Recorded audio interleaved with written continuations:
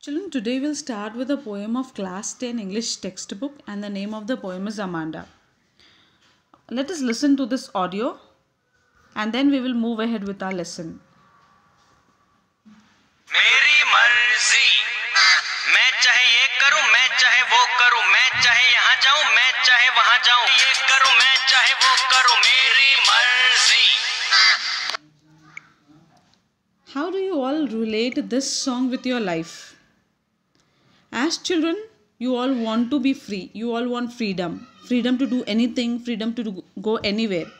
But there are a lot of restrictions imposed on the children by the parents and by the elders. Children are supposed to behave in a manner which is appropriate to the society and to their class. The poem that we are going to take today is based on the same theme, where the child wants freedom and the mother wants the child to behave in the manner which is correct. I'll recite the poem first for you all as a whole, and then stanza wise we'll start to see what is there in the poem. The name of the poem is Amanda, and here we go. Don't bite your nails, Amanda. Don't hunch your shoulders, Amanda. Stop that slouching and sit up straight, Amanda.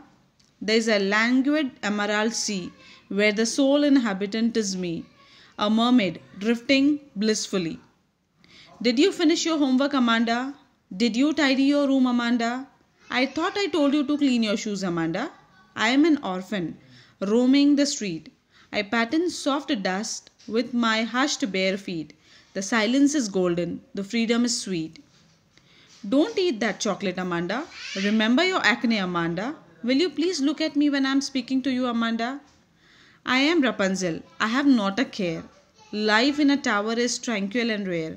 I'll certainly never let down my bright hair. Stop that sulking at once, Amanda. You are always so moody, Amanda. Anyone would think that I nagged at you, Amanda. And the poem is written by Robin Lane. So, from the poem, we've come to know that there are two people in the poem. One is the speaker and the second one is the listener.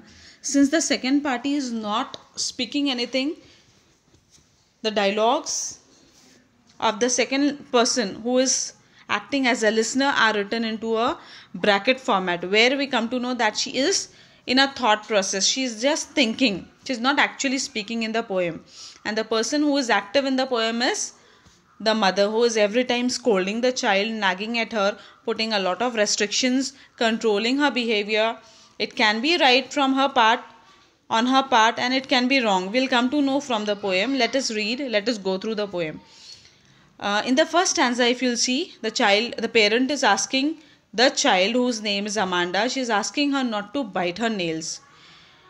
She is also reminding her to sit straight and not to droop her shoulders. And then she is asking her not to slouch, sit properly and have a good body posture. To this, the child is not responding, but she is in a deep thought process where she is imagining as if she is a mermaid and living in a green emerald sea.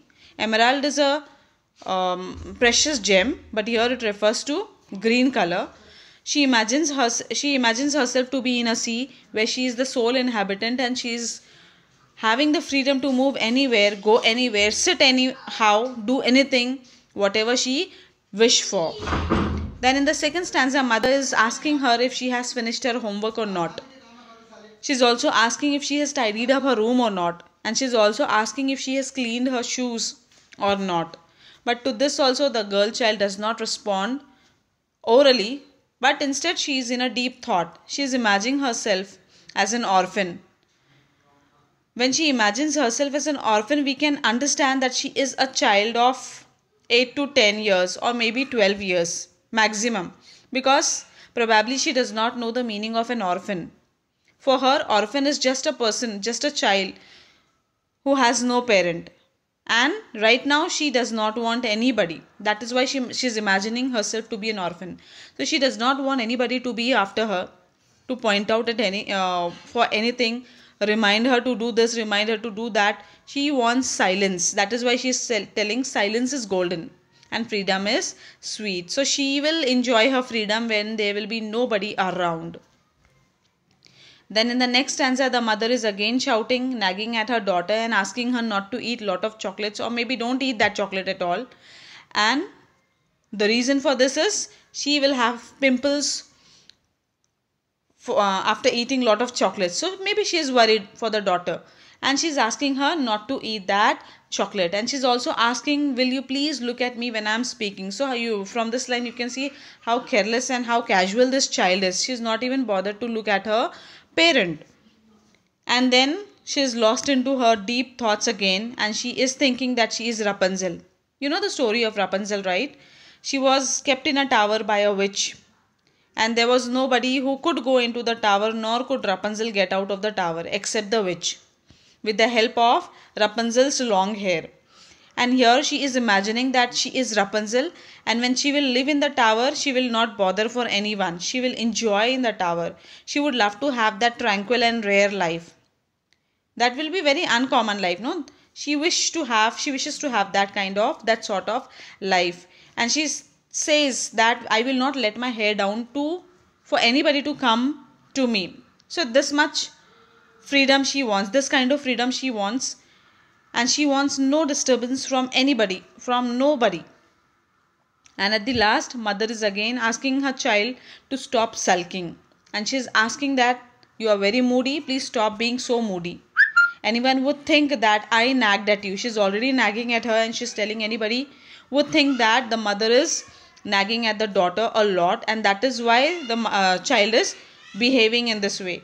To this the child does not respond, nor she imagines anything. From this we come to know she's finally fed up. Most of the time she was thinking something, she's imagining something she was imagining, but now she has completely stopped everything. So she is finally frustrated, but she cannot express that. So from this poem, children, we come to know there are two point of views. There's a point of view of parent and also the children. Both of them are right on their places. Parents should also remember too much of nagging is not good. Too much of restrictions controlling their behavior is not at all good. And children should also understand that being so casual and asking for freedom every time for no reason is also not appropriate. So though Amanda was right on her part, the mother was also right on her part, I would say. So from the poem, we can say that both of them were right, though the poet is trying to tell that the child was right on her part. She wants freedom, but I would say yes, you want freedom, but also try to understand the point of view of your parents. So children, enjoy the poem, read it once again, do whatever you want, enjoy your freedom, but understand the boundaries and understand the limitations. Also listen to your parents. Thank you very much.